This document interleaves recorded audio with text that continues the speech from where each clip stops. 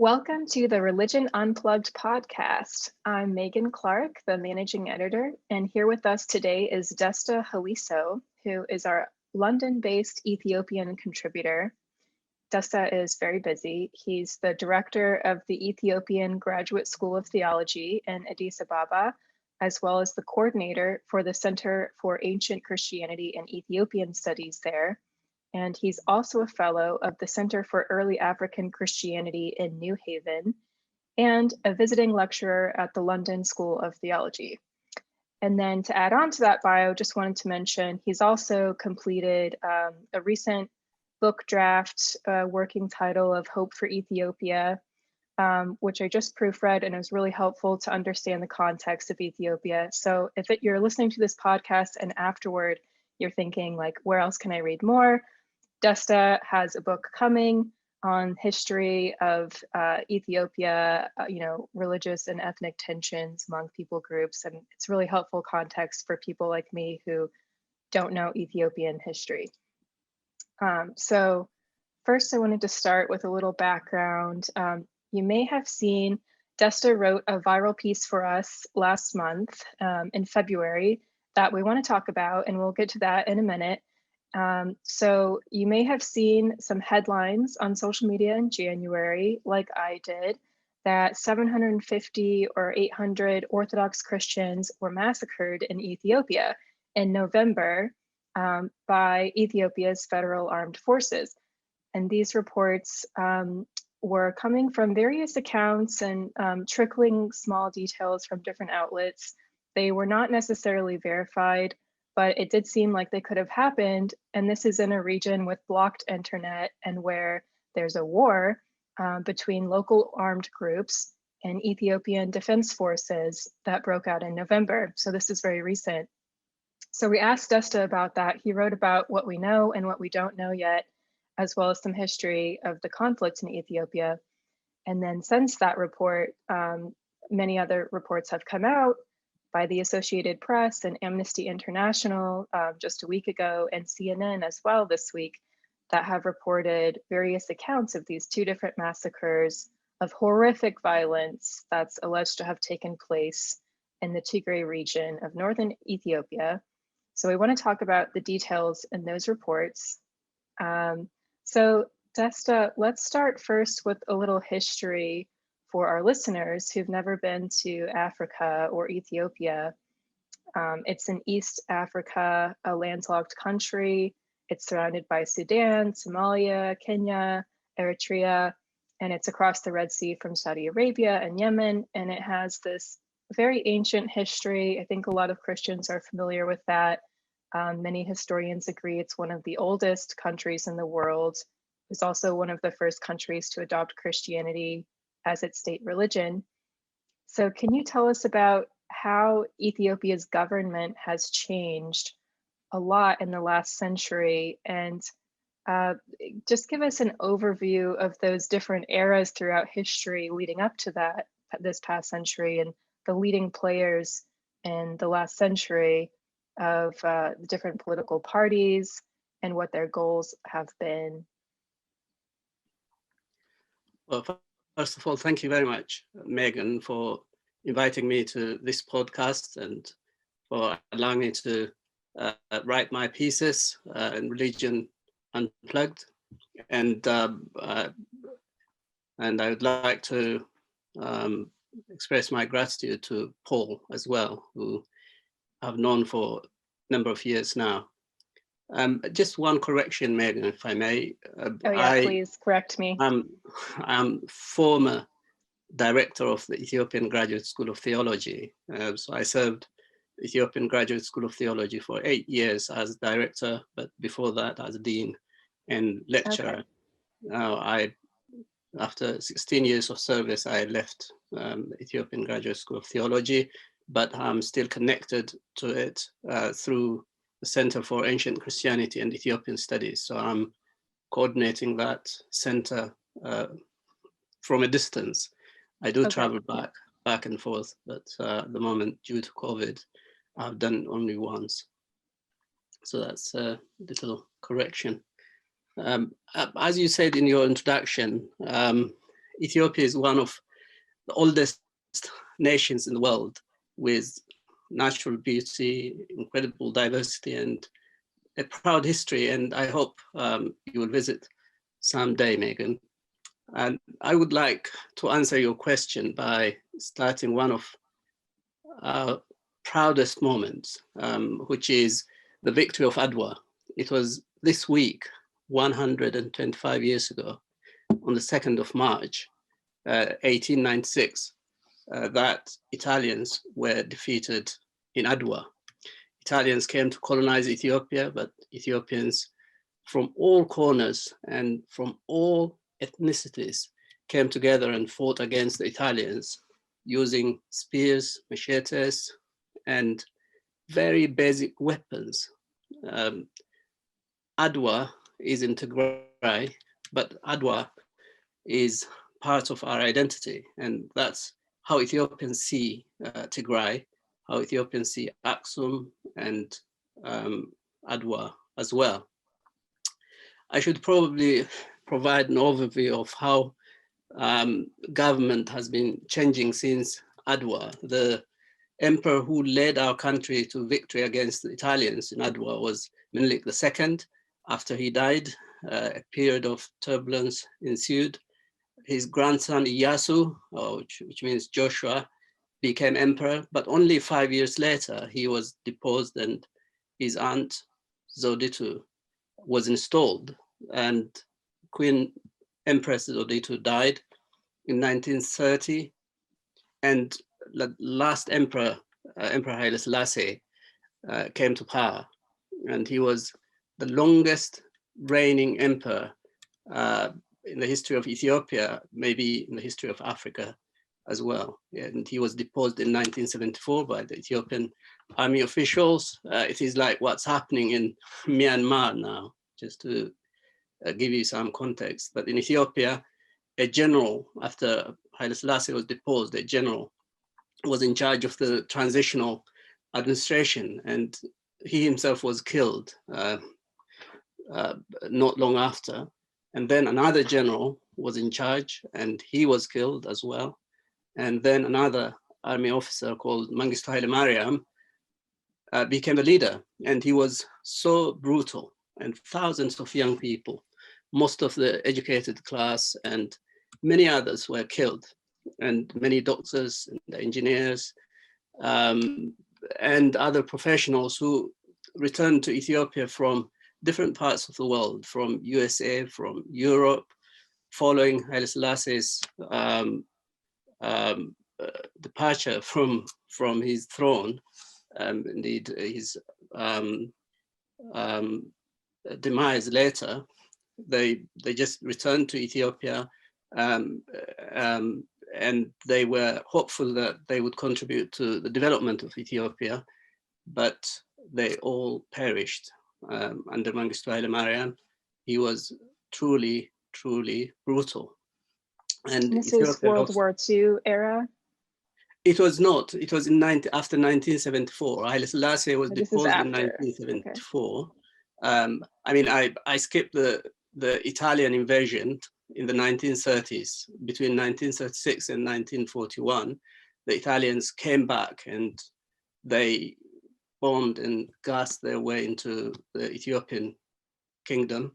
Haile Selassie left the country, he came to England, and then after that, the British helped the Ethiopians to defeat the Italians, and Italians were defeated in 1941, and they left the country. So Ethiopia remained an independent nation. That's what makes us proud as well. But in 1974, Haile Selassie was deposed and then later probably killed, excuse me.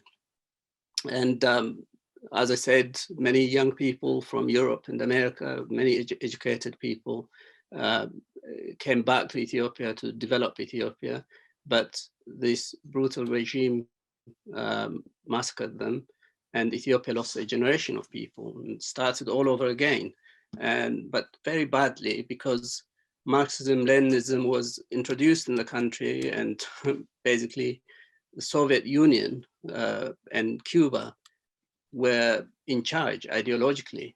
So Ethiopia suffered under military communist rule for 17 years.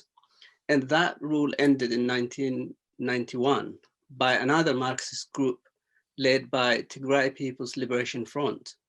And this front organized itself as the Ethiopian People's Revolutionary Democratic Front, EPRDF.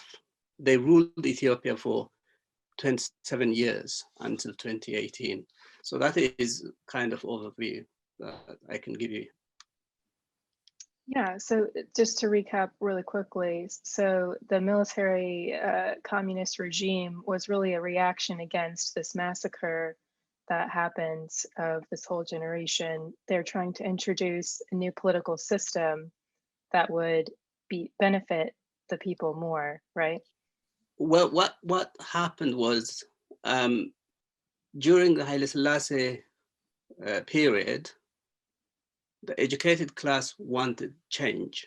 So they were quite impatient, and many were really fed up. So they went abroad to study and to return and serve Ethiopia, but the ruling class wouldn't allow them to introduce a kind of modern system, if you like, because Ethiopia was a theocratic state. It was a state that was ruled by a person who believed that he was ordained by God. You know, he was instituted by God. That was what Haile Selassie believed, and indeed, the Ethiopian monarchy believed that. So that theocratic system, although the young people, many of them were not against that theocratic system, they wanted change. They wanted democratization and development, but that wasn't happening. So they were fed up. Those who were in the country were frustrated, and those who were outside the country were frustrated as well. I think it was mainly those who were under Haile Selassie who were to blame for that, but Haile Selassie was also to blame for it. And when Haile Selassie was deposed by the military regime, by the army, those young people who were abroad and who were within Ethiopia were encouraged. So they saw some, they thought some change would come. So they returned to Ethiopia, they engaged in political activities. Some of them were not involved in politics, but when they saw the army kind of clinging onto power, I think that's what's going to happen in Myanmar, unless something extraordinary happens. When they saw the army was going to cling to power, they decided to oppose the military government. And then the military government, the leader, Mengistu Haile Mariam, was a really brutal man. So he engaged in killing those young people. Of course, they were active as well. They weren't in a way innocent, but the number of them who died is staggering. And so that's how it happened. And that rule, 17 years later, ended by TPLF-led group, the EPRDF. So Mengistu Haile Mariam left the country. Now he is in Harare in Zimbabwe. He's still alive. So what were the goals of the Ethiopian People's Revolutionary Democratic Front? That's a mouthful, but the EPRDF, what were their main goals for reform? Well, their main goal was removing the military communist regime, but they also believed that Ethiopia's problem was not necessarily class, as in feudalism or capitalism.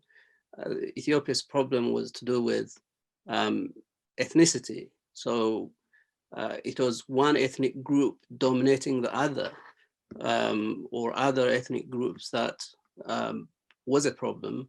Therefore, they wanted to address that problem. That was what TPLF wanted to do. But their ideas, their ethnic federalism ideas were shaped by Marxist ideology, Marxist political philosophy. And so a lot of us in the West have heard of Prime Minister Abiy Ahmed as the 2019 Nobel Peace Prize winner. And he also happens to be an evangelical Pentecostal Christian. And he won that prize for a lot of reforms that he did, which were seen as positive, ending a state of emergency, welcoming back a lot of these dissidents, and increasing a lot of freedoms for Ethiopians. And he ended a war with Eritrea. So what was the state of Ethiopia before he was appointed? And then how did he manage to succeed with some of these reforms? And who opposed him? Yeah. Well, first of all, it would be good to for our listeners to be aware of who TPLF were. TPLF were a group made up of Marxist youth, basically. They were young people who were at university, and they had accepted Marxist ideology. So when they became TPLF, the Tigray People's Liberation Front, their idea was, their goal was to liberate Tigray. So, this was a kind of fashionable, establishing a liberation movement was a fashionable and just idea. to interrupt you a little bit, Tigray is also an ethnicity? Tigray is a region. Tigray, it is a reference to a people group. But there are Tigrays in Eritrea as well, the Tigrinya speaking Eritreans, and there are Tigrinya speaking people in Tigray as well. So yeah, the TPLF wanted to liberate Tigray, but then they changed their minds along the way. They had some really competent leaders. I don't know if you know of Mallas Zenawi, the late Mallas Zenawi, who was Prime Minister of Ethiopia. He was the leader of TPLF. He was probably one of the most intelligent leaders in Africa when he was alive. And he and others devised mechanisms by which they could rule Ethiopia, and that was how they kind of formed EPRDF out of rebel forces from other ethnic groups who were rebel forces who were also fighting against the Ethiopian government. And then he and others established a political party called EPRDF, as I said. So EPRDF took over the country in 1991, and it became one of the most repressive regimes in the world. And there was so much political persecution. And because the political system was arranged along ethnic lines, all the worst in people were coming out, and ethnically motivated killings were happening in many places, including universities. And Tigrayan people were being killed in different parts of the country because they were wrongly identified with TPLF, because TPLF was disliked throughout the country. People resented the EPRDF rule. Of course, TPLF was the dominant force as sort of the ideological parent of EPRDF.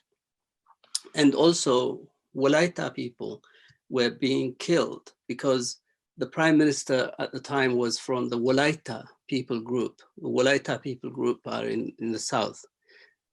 So youth in different regions had organized themselves and they were protesting against the government, and roads were blocked, and the capital, Addis Ababa, was often under siege. And once my adopted children, my 3 children, went on a school trip to an area called Awasa, actually past Awasa, about 300 kilometers away from Addis Ababa, suddenly violence broke out between where they were and Addis Ababa.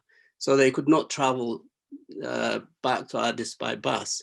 So the school had to fly them to Addis Ababa. It was a time of great anxiety for us, for all parents whose children had gone on a school trip. And the possibility of civil war and Ethiopia becoming a failed state was becoming real for us. Ethiopia becoming like Syria or Yemen or Somalia or Libya was becoming quite clear, and there was fear all around. And the state of the country was one of lawlessness and violence and huge uncertainty. I think what compounded our fear and uncertainty was that there was a lot of disagreement within EPRDF, within the ruling party, and that led to distrust and division. It was then that the then Prime Minister Hailemariam Desalegn resigned as chair of EPRDF and as Prime Minister of Ethiopia, and that was February 2018.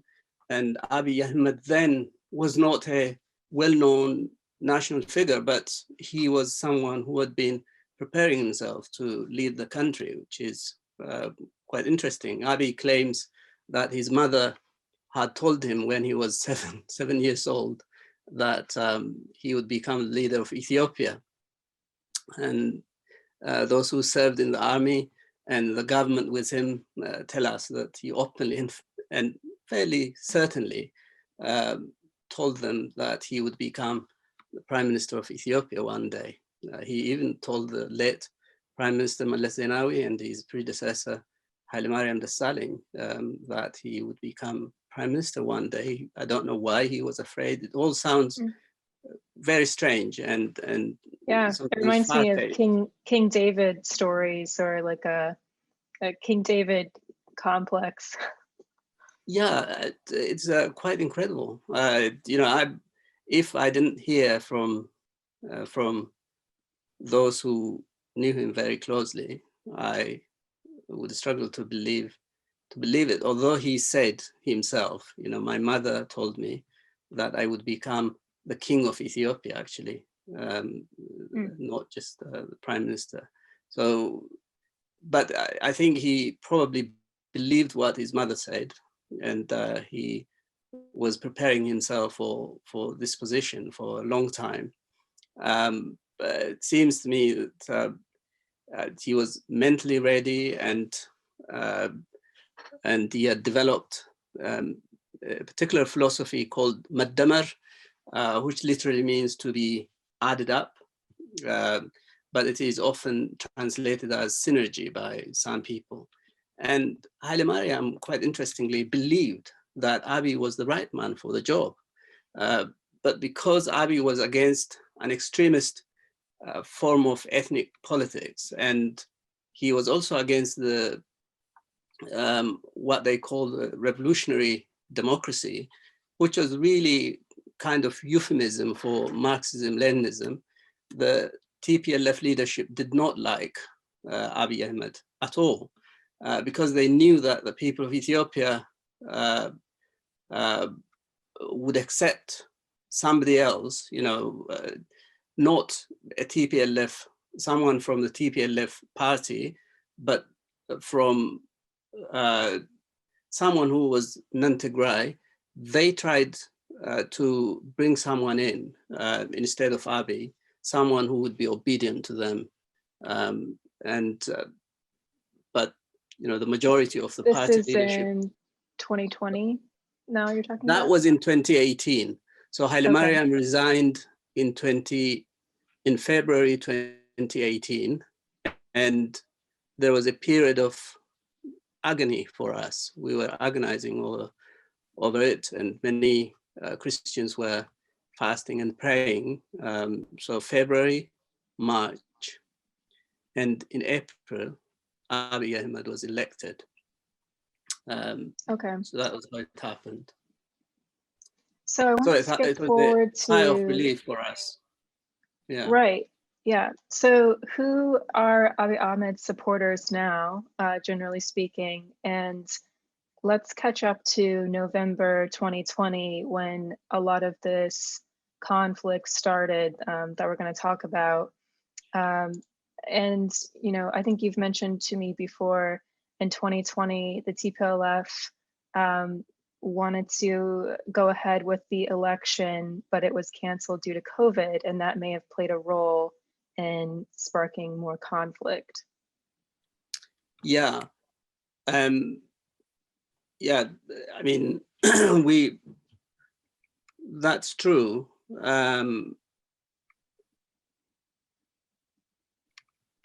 But just to mention one thing, I think what led to the 2020 situation was the kind of change that Abiy was trying to bring. So he was changing very, very quickly. The people of Ethiopia were ready for change. So first he was, you know, preaching love and reconciliation and peace, forgiveness. And then he started to talk about, you know, showing zero tolerance towards corruption. And he released those, you know, journalists who were incarcerated for many years. And he brought back political dissidents from abroad. And he also widened the political landscape for opposition parties, which wasn't the case before. And he introduced quite a lot of reforms, and TPLF did not like all this. And I think that was what led to what happened in 2020. So, I mean, I don't know which part of the 2020 you would like me to talk about. Oh, well, let's talk about, first, I'm interested in who is supporting the TPLF now. I know that they were very powerful for a very long time. So, and they also are very wealthy. In your article for Religion Unplugged, you talk about how they actually took a lot of money meant for as foreign aid for Ethiopia. And so they have quite a lot of resources even today. But as far as everyday Ethiopians, what is the level of support that Abiy Ahmed has versus the TPLF? Do we know that?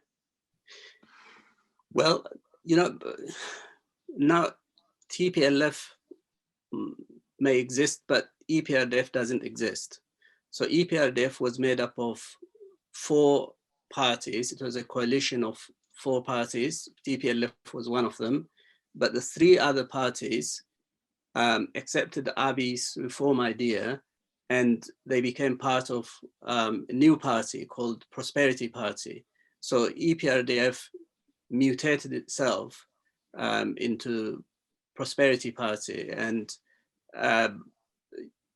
others were included, you know, regions, well, Gambela, Benshangul Gumuz, Afar, and Somali regions that were only loosely connected with EPRDF became part of this Prosperity Party. So Prosperity Party became a national party. So people from Gambela, Somali and Benshangul and Afar regions could become voting members. You know, they became members with voting rights. In the past, they didn't have those rights. Even if there was someone who was competent from Somali region, for example, there is one person who is extremely competent, you know, who could even become Prime Minister of Ethiopia. in the past, during the EPRDF era, he couldn't have become prime minister because of the kind of policy that existed. But now that was opened, and now Abiy Ahmed, because of that, he has a lot of support from all those regions. And of course, he is from the largest ethnic group,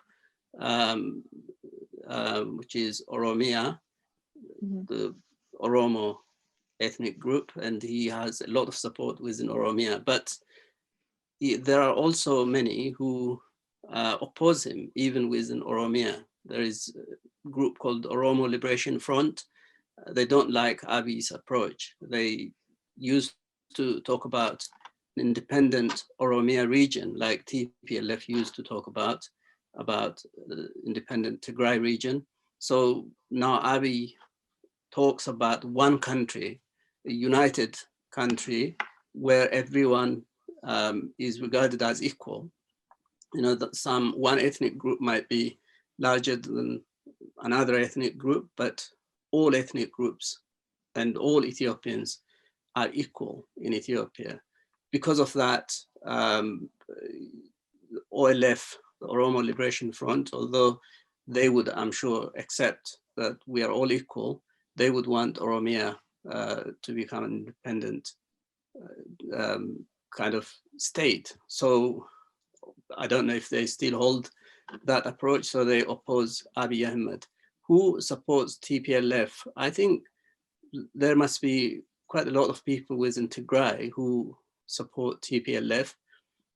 How many? We don't know, but they had about 1 million members within of TPLF, the TPLF party.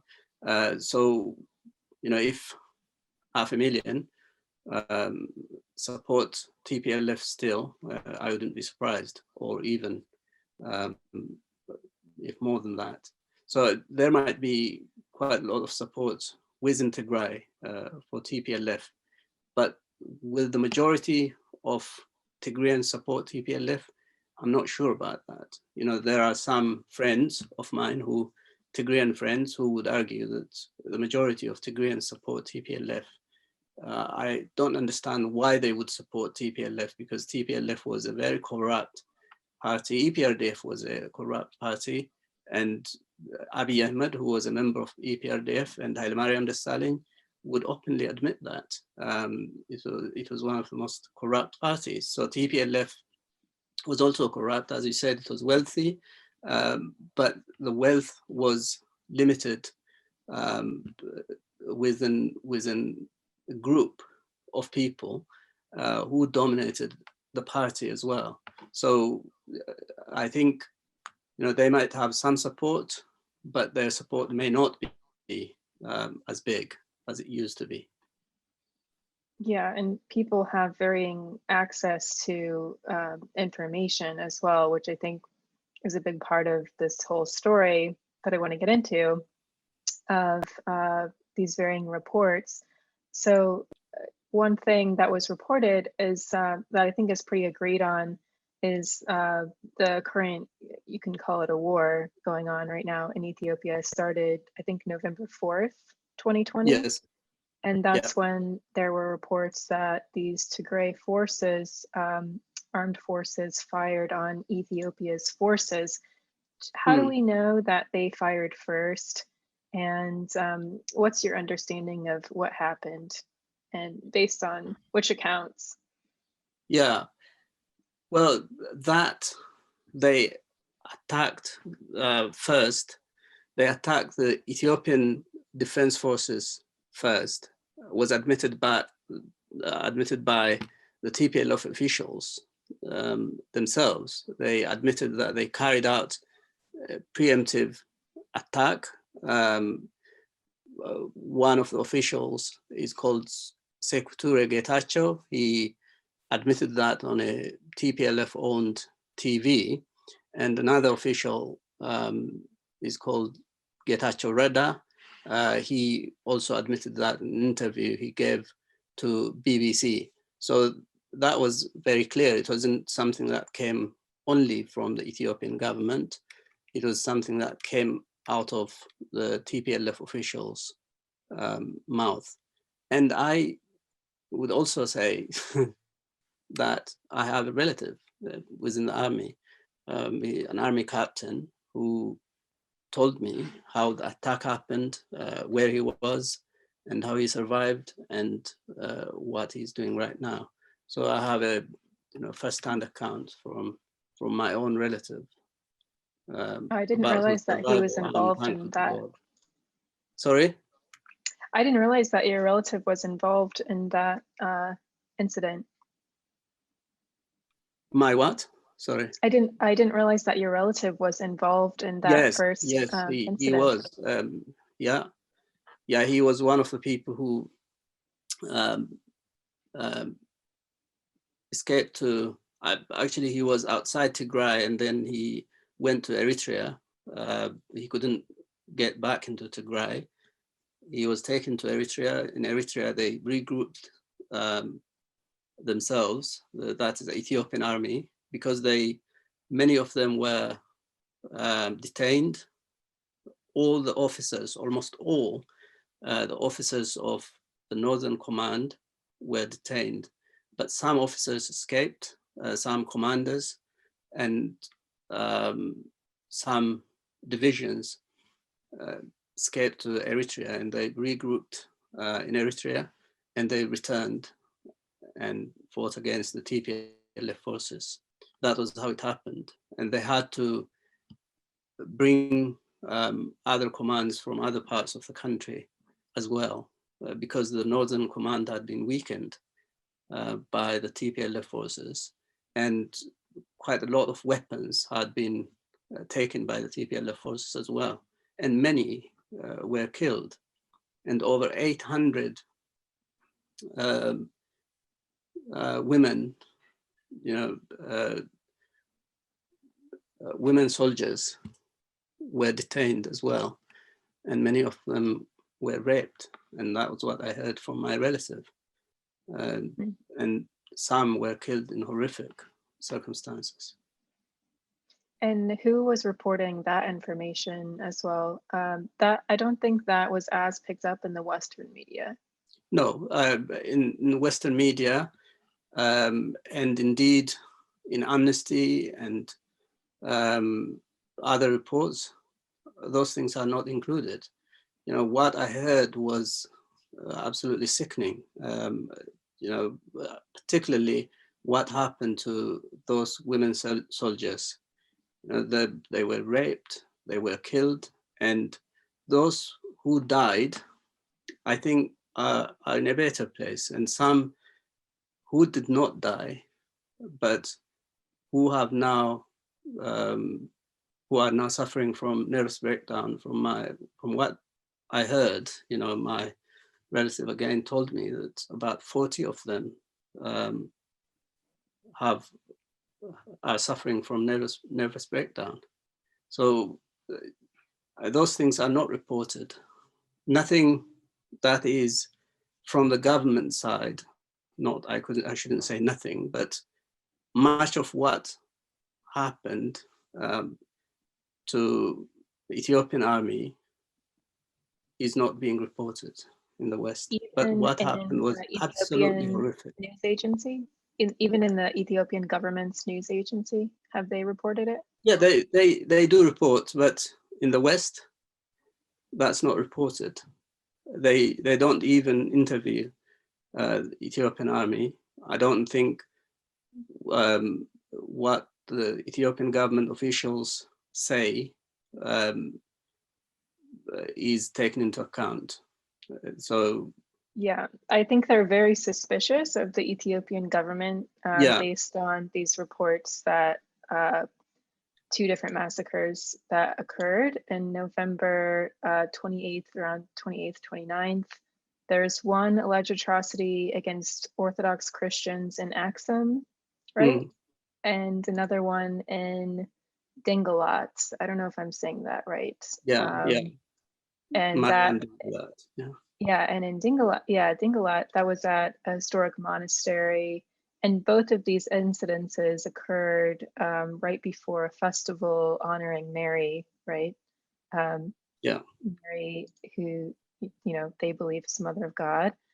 And so what do we know about those alleged atrocities and what do we not know? We can get into the details of different reports if you want.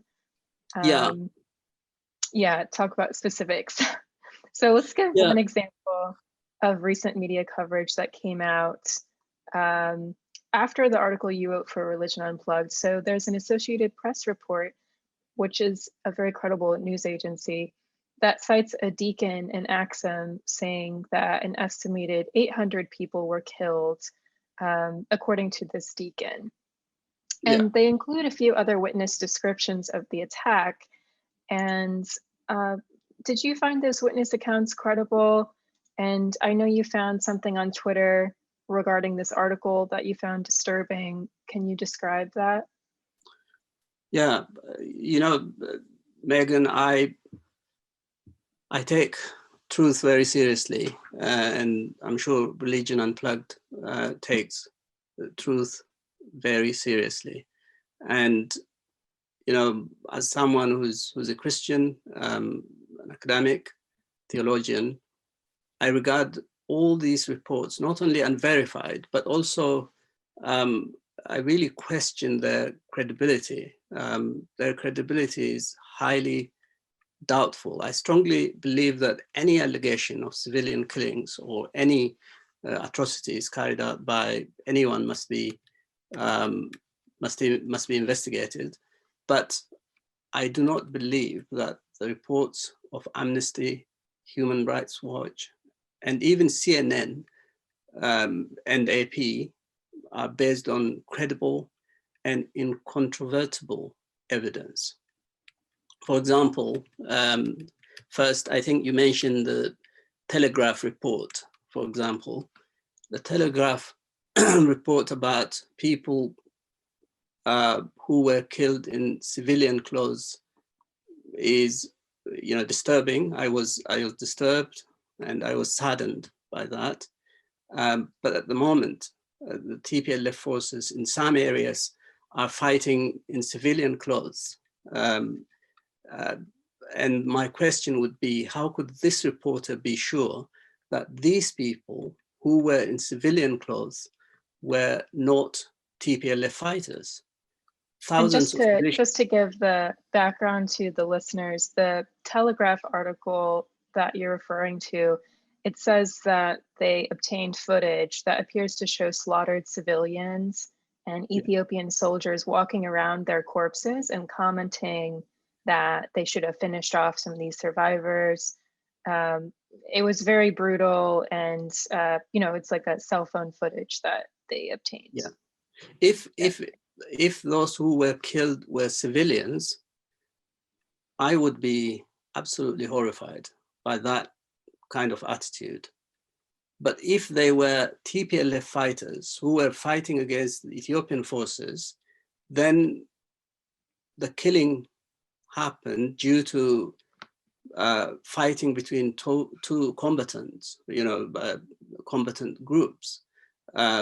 So, that would be understood. Of course, we would, I would feel sorry still for any lives lost, but I wouldn't see the killing of TPLF fighters, although I would be sad, as a criminal activity, as I would see the killing of the civilians. So if the footage, if the Telegraph reporter can be absolutely certain that those who were in civilian clothes who were killed were indeed civilians, then it was a war crime. I would take that as a war crime. But thousands of militias in civilian clothes were armed even before the 4th of November. So we know that. And as I said earlier, my cousin, while I was in Ethiopia, I was speaking to him. I've been trying to call him from here, but I couldn't get through to him. He when I was in Ethiopia, he told me that sometimes they'd be called to different parts of Tigray where TPLF remnant forces were spotted, and they would fight, during the course of the day. And when he came back, he called me and he said, "Oh, I was fighting in Wukro area today against TPLF forces, and I'm really tired." So there is fighting, happening still against TPLF fighters, and they are in civilian clothes, many of them. So how could we be sure that those who were killed were not TPLF fighters? So I think even the Telegraph report must be treated with skepticism until it is absolutely verified that those who were killed were civilians. What about the AP report? Did you find that report credible? And I know you found the Associated Press reports, and I know that one was done by a reporter in Kenya, and you had found on Twitter a TPLF communications person that was fielding some witness interviews for the AP? So the AP report was obtained through someone who lives in America, a man called Alula Salomon, who asked people around if they could find someone who could be a witness to the AP reporter. And that's pretty normal to do. That's indeed, a method to find witnesses. Yeah. Yeah, but my problem would be, okay, Alula Salomon is a well-known TPLF activist in the States, in the West. So he found someone who could be interviewed by the AP reporter, and then the AP reporter would need to interview someone from the other side as well. So if the Ethiopian forces or Eritrean forces or Amhara forces killed people, then AP would need to interview the Ethiopian authorities, for example. So if they can't interview them, or if they did not interview them, the report should be presented. And if they couldn't go to Aksum and verify its credibility, then they should present the report in that way, rather than as if it was a war crime. And no reporters can get into this region right now, correct? I don't know of any that have made it. That's true, and now they can, but they weren't able to, and I'm not in favor of that idea, and the government can answer to that. I don't know why they didn't allow the reporters to enter. So Tigray. Now they are allowed to enter. Yes, about 7 media outlets are allowed, even more, I think. Did that include including CNN? Al Jazeera? Yeah. Yeah, they're allowed now. The CNN report cited 12 witnesses in Dingalat and 20 relatives of the dead, and they had some satellite photos that they said experts had examined, to see that there were some what looked like burial grounds. And that video to me and that article seemed pretty credible, but did you find any reason to doubt those reports? And I know that you were disappointed with it. I doubt it. Give us your reasons too, because I know that you're not basing it on nothing. Yeah, Mariam Dingalat, I have never been there, but Mariam Dingalat is highly inaccessible. It was a mountainous place. Only trained mountain climbers could go there, could go up there, could climb there. it's not possible to hide in Mariam Dengalat. You know, it's a very difficult place to get to. I think for the first time, I think it was in the 16th century that someone could climb there.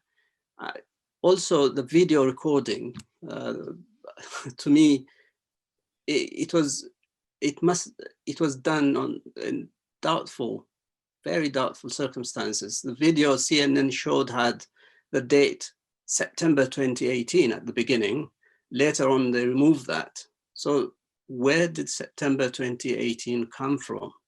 So that makes me think that the video itself must have been cut and put together, you know, different pieces were put together, and it raised doubt in me that that the video itself may have been doctored. Also, one man who was being interviewed was being told by another man, a fixer, I think, who looked like a fixer, to say that 256 people were killed. So you heard that in the video? Yes, in the audio. So it was translated for me. I don't speak Tigrinya, but it was translated for me. So the man who was videoing told the fixer to tell the man who was being interviewed that he should say 256 people. So the man went there and told him. So CNN cut that bit off. So they didn't show that. So they only showed sanitized kind of bits of the video. So all that led me to doubt the credibility of the CNN report. And have CNN verified all this on the ground? Was the reporter there? For example, in the Situation Room, I can't remember the presenter's name, he used this report to claim that Eritrea and Ethiopia waged a war against Tigray.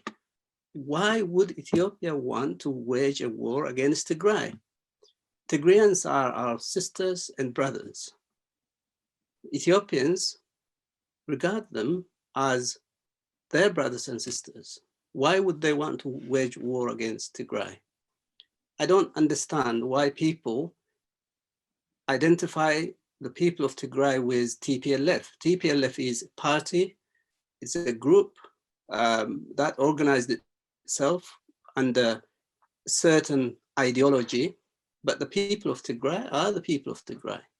Of course, the TPLF people came out of the people of Tigray, but identifying the two is like identifying the Republican Party with the American people or the Democratic Party with the American people. That's not true, that's not right. So I think all this shows to me that even within CNN, there might be an agenda. What that agenda is, I don't know. You know, I'm talking about. Where is this uncut version, though, of the CNN video? You're saying that there's a different video that's an unedited version? There is an unedited version of the CNN video. CNN sanitized the video that it showed to people, but. Are you sure about that, though? Where did you find sure about that. Where's the uncut version? Where can we find that? I can send it to you. I think I must have sent on YouTube. Yeah, on WhatsApp. Yeah, I can send it to you. Okay. Yeah, the one I was talking about, where the fixer was telling the man who was being interviewed that he should say 256 people were killed and so on. So I can, and of course they show shoes hanging and they show grave sites. You know, I can't say all that wasn't true, but have CNN verified all this on the ground? And right, and then there was the other issue. I just want to jump to you know, the main concerns, basically, I'm summarizing you, are that how do we know that these witness accounts are coming from credible witnesses? And a lot of people, including the US State Department, have called for an independent investigation to understand what exactly has happened. Yeah. And so Amnesty's report, for example, from February 26th, they said they interviewed 41 witnesses about a massacre in Axum on November 28th and 29th. And so some of the critics of that report have said there was a live stream video from the church that showed the festival happening. It didn't seem like they were disturbed. I think that stream was on the 30th. I'm not sure about that. Yeah. Yeah, is that correct? Well, the Amnesty report, if I may, Megan, if you allow me, let me raise questions on the Amnesty report. First, Amnesty's report said that the Eritrean forces did house-to-house search and killed young people. It said nothing about the massacre of 750 people, for example, which Martin Plaut first claimed took place while the Axumites, the people of Axum, were fighting against those who were trying to loot the Ark of the Covenant. There is a belief that the Ark of the Covenant exists in Axum. And according to Plaut, these people were brought out of St. Mary Zion Church and they were shot outside. And Martin Plaut is a journalist who is no longer at the BBC, but used to be at the BBC, who is right. seen as a credible journalist. And he was I think he was the first person to report 750 people were killed in Axum. Correct, yeah. So, but that is not mentioned in the Amnesty report. Why did they not mention that? So that would be my question. They should either say Martin Plaut's report was wrong, it was incorrect, therefore we haven't included it, or they should include it if it is true. And secondly, their report says that the massacre took place on the 28th and 29th of November. And as a result, St. Mary Zion annual feast did not take place on the 30th of November. If you've read the report, you will know that. So it did not take place on the 30th of November, but the feast took place with hundreds, perhaps thousands of people in attendance. So this is not true. It was broadcast on Ethiopian TVs, but so far Amnesty has not admitted that it reported something that was untrue. So the feast took place on the 30th of November, but they said it did not take place. Could it be possible that the video of the festival was from a different year? I did see the broadcast myself. People were being interviewed. Oh, live stream of it? Live stream, yes, on Fana. Well, it was being reported on Fana Broadcasting Corporate. I saw it, and it was in Amharic, and people were being interviewed. So it certainly raises a lot of questions. Yeah. Sorry? It definitely raises a lot of questions. There's a lot of reconciling that needs to happen between differing accounts. So what would you call for?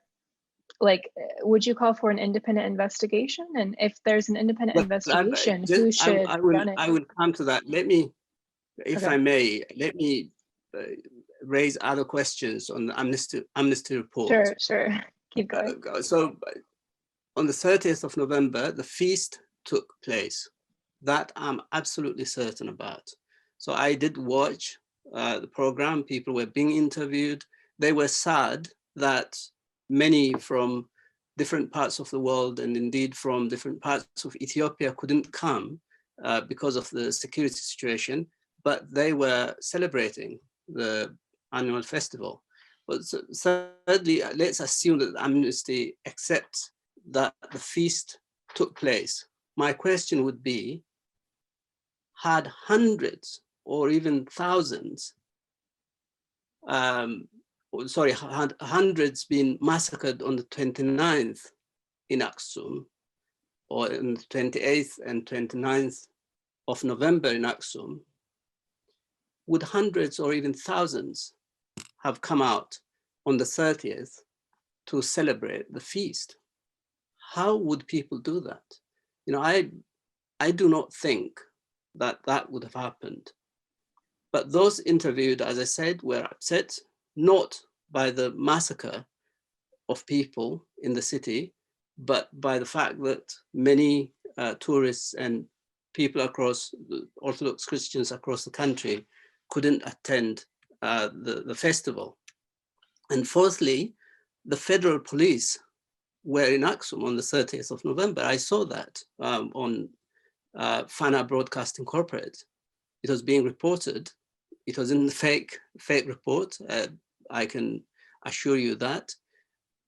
My question would be, have Amnesty interviewed the federal police members who were there?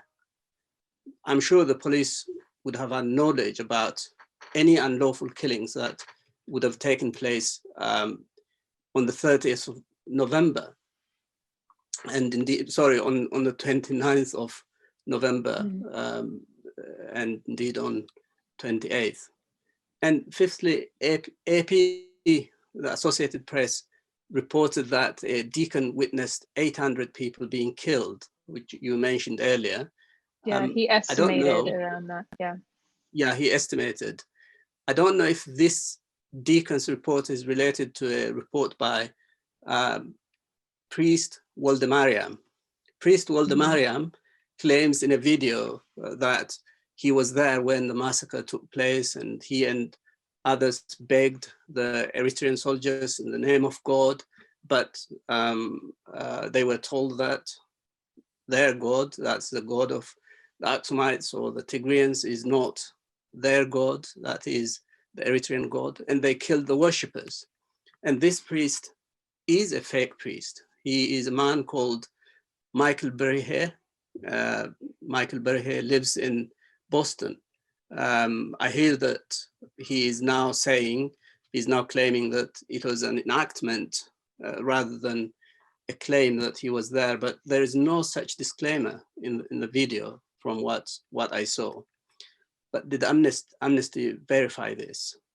And they still haven't apologized. The sixth question is, if the massacre story does not stand on the account of Michael Berhe's account, but on the account given by refugees in Eastern Sudan, for example, how did these refugees, they were witnesses and survivors according to Amnesty, how did these witnesses or these refugees get to Eastern Sudan? Aksum is in central Tigray. To get to Eastern Sudan, northern Ethiopia. Yeah. Sorry? And Tigray is in northern Ethiopia. In northern Ethiopia, so Aksum is in central Tigray. To get to Eastern Sudan, one has to travel almost 400 kilometers through Western Tigray. So the Ethiopian forces had blocked all the routes in Western Tigray. How did these refugees get there, get to Eastern Sudan? So that is a really a big question for me.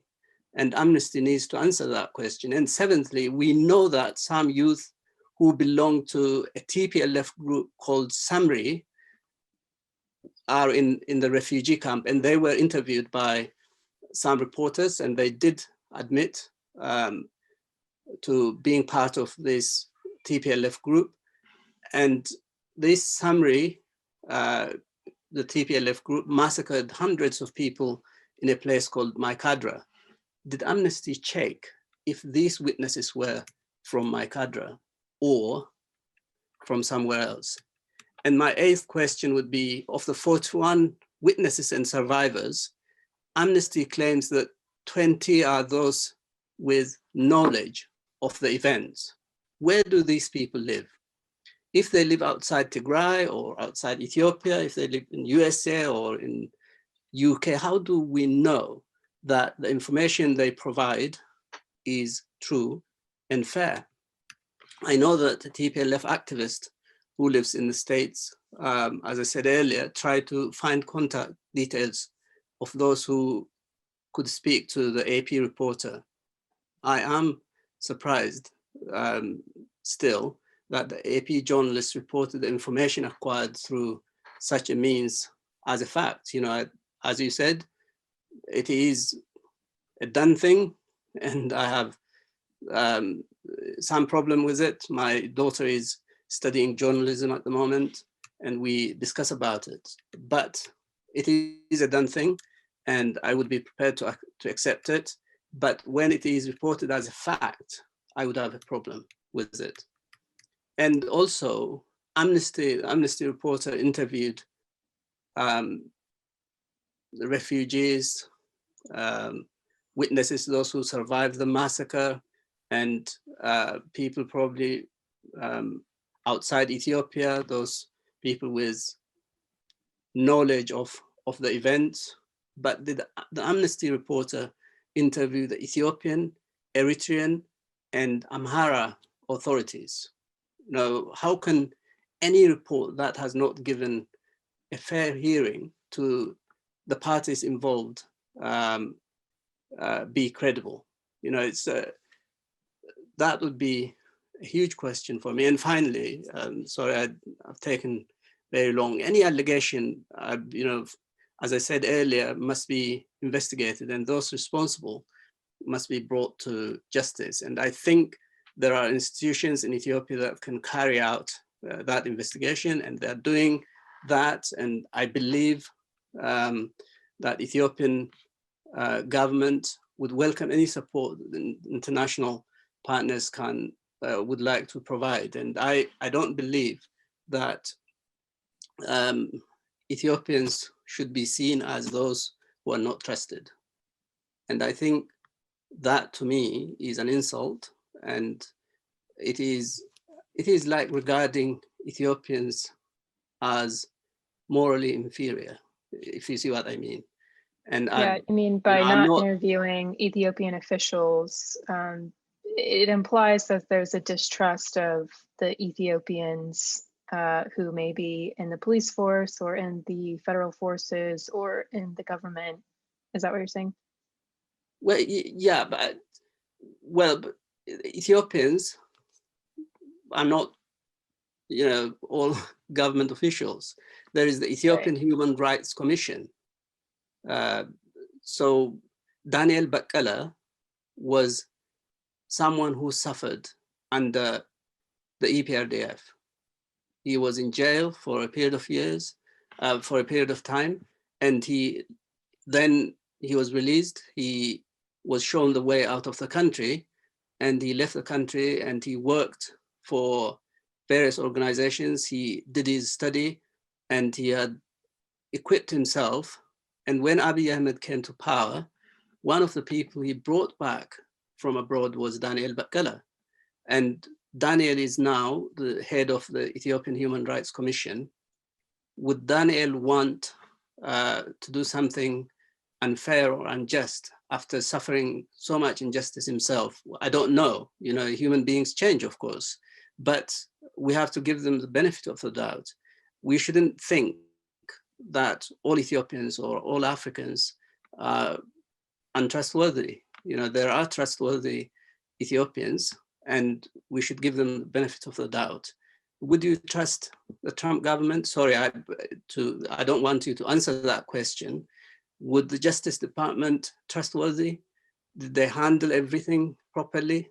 But did any African country try to say, well, we want to, you know, investigate matters in relation to the Russian involvement in the 2016 election because the Justice Department is not doing a very good job? But nobody would have said that.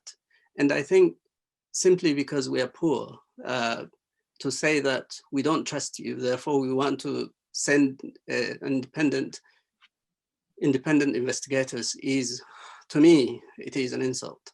But I understand also that African governments have been corrupt and they've been untrustworthy in many ways, but not all African governments are morally bankrupt. So I think we need to take that into account, and Ethiopians themselves should be listened. You know, we are talking about 110 million people, for goodness sake, not just for 8 million or 6 million people. The Tigray is part of Ethiopia. So we are concerned about the survival of the country, the nation, 110 million people. If Ethiopia becomes a failed state, then the whole of the Horn of Africa would be in trouble. So Ethiopia is one single nation, one single country that is keeping the Horn of Africa stable. So now Ethiopia is being pushed so much by Western powers, and I don't know what will happen, but that's why I'm speaking today to you, Meagan, because I'm concerned about my country, my people, about 110 million people, including the Tigrayans. I received a message from Pastor Tamasken, who is in Shire, I'm sorry, who is in Shire, who is looking after thousands of people at the moment who are internally displaced in Tigray. And the town of Shire is a big town, and we need to do something for them to support Pastor Tamasken and people like that, rather than just pursuing these fabricated and sensationalized stories and trying to destroy the country. That's why I would like to appeal to the American government and other governments that what is happening at the moment to Ethiopia as a country is quite unjust. And what happened in Tigray is awful, absolutely awful. Any war is awful. It shouldn't have happened, but it did happen. It happened because TPLF was belligerent, in my view, and the crime was committed, and that crime needs to be dealt with, and those who committed the crime should be brought to justice. But people should be supported, should be helped. So that would be my view. And Amnesty, CNN, AP, Human Rights Watch, they're not helping. In my view, they're not helping the people of Tigray. And one point you made before, right, is that, you know, talking about the geopolitics, that Egypt has supported the TPLF, for example, and Egypt wants to build a dam, and Ethiopia is kind of in the way with that. I don't mean to sidetrack too much, but just that there's a lot of other tensions that maybe Westerners don't realize that are affecting Ethiopia. Yeah, huge tensions, and the geopolitics. It needs sort of a very long explanation, but very briefly, Egypt and Ethiopia have never been friends. You know, Egypt has never wanted Ethiopia to become a strong nation. I say that very openly. If Ethiopia becomes strong economically, politically, then it will use its resources, including the Blue Nile. So the source of the Nile, as you may know, is Ethiopia. And Ethiopia provides 86% of the waters to the Nile River. And Egypt benefits from that, and indeed it depends on the Nile. Now Ethiopia wants to develop the Nile, the Blue Nile, within it, and we are building what we call the Great Ethiopian Renaissance Dam, and Egypt has not wanted Ethiopia to build that dam. And Sudan would benefit from that dam greatly because its hydroelectric power will be generated from that dam. But now Egypt has got Sudan on its side, and it is supporting Sudan. And as soon as TPLF attacked the Northern Command, when Ethiopia was busy fighting against the TPLF forces, Sudan invaded some territories of Ethiopia.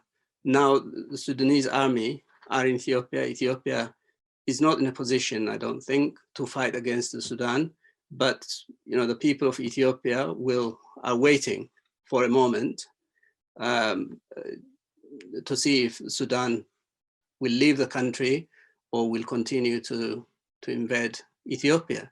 So then that is Egypt and Sudan. And there is Somalia. There's Somaliland and there's Somalia proper. There is Puntland. Puntland is semi-autonomous. Somaliland is a breakaway nation, if you call it. There is Somalia, the Somalia proper. So Abiy Ahmed supports, or the Ethiopian government supports, the Somalian government, which is recognized by the international, by UN and the international community. But Kenya wants Somaliland to continue to be a breakaway nation. So yesterday at the UN Security Council, Kenya supported, my goodness, a statement against Ethiopia. Kenya, our neighbor, supported a statement against Ethiopia. It was Russia and China and India who opposed that statement because of the veto power, China and Russia in particular. The statement wasn't agreed. So now China and Russia are our friends. That's incredible. You know, it's quite funny. Whereas America is against us. Joe Biden called Uhuru Kenyatta, the president of Kenya, to say that he should advise the Ethiopian government or Abiy Ahmed to listen to the international community. And Kamala Harris called the president of the Democratic Republic of Congo, who is the current chair of the African Union, to tell the same. Why do they not call Abiy Ahmed? So it shows that they're against the Ethiopian government, but they're for the people of Ethiopia. That is not going to work. I mean, that will lead to terrible situations. Yeah, and I can understand. I think one of your main points is that the government of Abiy Ahmed has been very good for Ethiopia. So it's a little bit perhaps early to turn on them before investigating what has happened further. I mean, I think, you know, I'm not a supporter of the Prosperity Party. I'm not a member of the political party. As I said, I am for the 110 million Ethiopians, the poor Ethiopians, and that wretched country, beautiful but wretched country. And they can go to Ethiopia and talk to opposition parties. Some of them I know, I've spoken to them, and they are freely operating right now. And there is going to be a national election in June, and we are hoping and praying that it is going to be a free and fair election. So that is what needs to be supported. If the international community could support that effort. The Abiy Ahmed government is far from perfect, I don't think, but the situation is vastly, vastly better than what it used to be before 2018. So I think all that needs to be taken into account. Ethiopia is not going to be USA tomorrow. You know, Ethiopia is, it is going to take many years for Ethiopia to be a fully democratic state. But the democracy has started in Ethiopia, but it needs to mature, needs to grow, but Ethiopia needs to be helped to get there rather than being attacked. Well, I'd love to keep talking to you, but we do have to wrap up. I just want to ask a couple of more questions and then we can end. But what do we know that the government is doing for these internally displaced people? I'd love to hear, you know, from this pastor that you talked to, what were the stories of these displaced people, and what can people do to help these Tigrayan people who have fled? And what do you think is the path forward from here? What should people be praying for? Yeah, and, I think people should understand that there are forces that want to destabilize Ethiopia, and I appeal to the American government, that they should take that into account. And many of us, many Ethiopians, peace-loving Ethiopians, don't want Ethiopia to be destabilized. And they should help the TPLF forces, the TPLF leadership, to surrender and to face justice for the crime that they committed. And TPLF might be able to continue as a party in Ethiopia. They can still fight for the independence of Tigray politically, but they should fight for the independence of Tigray in a peaceful way rather than in a violent manner. So Western nations should help the Tigray People's Liberation Front to do that. That is my view. And in terms of internally displaced people, what I heard from Pastor Meagan was that those people were from villages and towns outside the Shire area.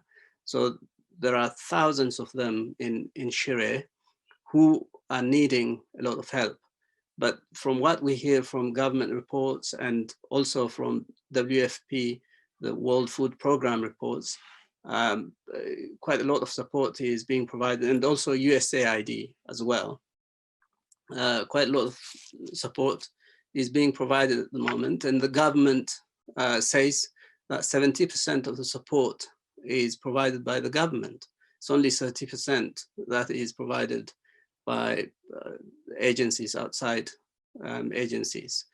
And many Ethiopians are providing support as well. They are raising money within the country, and even the city of Addis Ababa just a few days ago sent over 100 million birr, Ethiopian birr, and many regions are providing quite a lot of support as well. And other nations could do the same. And I would say, if anyone is interested in supporting people like Pastor Meagan, for example, who are doing a great job, and I think they should probably contact you or me. I can give them his contact details. So and I can send you his picture and what he's doing, etc. Great. Well, thank you so much. This was a great conversation. I've learned so much just talking to you and reading your articles. And some of our readers have even asked me, where can I read more of Desta's work? So I'm very happy that you're coming out with the book soon. I wanted to also read this quote to you that I came across that really struck me from the Archdiocese in New York of the Ethiopian Orthodox Church. And this is from Abba Petros. Maybe you read it, but he said, commenting on the situation in Ethiopia and the media coverage of it, he said, "I think politics in Ethiopia is now off the track. In the West, discourses are between truth, not between truth and falsehood. Two persons with their own truth might debate to win the interest of the people by arguing that their respective truth, policies, or ideas would make the people beneficial. Then the public will judge to choose the best. However, if falsehood gets a chance to be chosen, it would not help you, but drag you to destruction." I thought that was a very compelling take on the way that this has gone absolutely. down. And I think I'm an academic, and no one should take anything I say or anything anyone says at face value. That's my principle. That's what I teach my students as well. And any judgment has to be made after hearing from both sides and after being absolutely convinced that it is truth. And what the evidence we have before us should be really beyond any reasonable doubt. So we have to ensure that that's the case. And as one scholar said, what we cannot show, we do not know. And if they cannot show any evidence, then they have to admit that they do not know, rather than making really a sweeping conclusion. And that to me is falsehood. And that would destroy any country. even Ethiopia, but hopefully, by God's grace, Ethiopia will survive. We don't want any turmoil, any turbulence. We want to muddle through the situation we are in. We don't have perfect people, but we can move towards perfection, hopefully. So that would be my hope and prayer as well. Well, thank you so much. For our listeners on the podcast, feel free to drop us an email, find us on religionunplugged.com. And for our YouTube listeners, feel free to comment and tell us what you think and what you think about everything we've said and the articles and reports that we've mentioned. We'd love to hear from you. So thank you again, Desta. Thank you, Meagan, for the opportunity.